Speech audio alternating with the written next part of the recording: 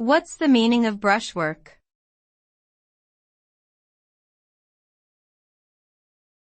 Brushwork.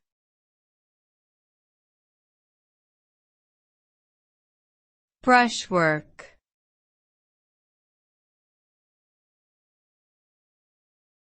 Brushwork.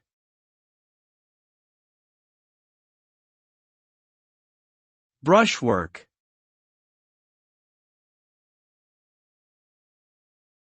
Brushwork refers to the technique and style of using a brush to apply paint to a surface, typically in painting.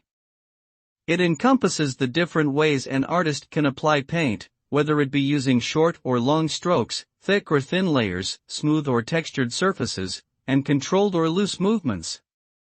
The result of brushwork can greatly affect the visual impact of a painting, adding depth, dimension, and texture to the artwork.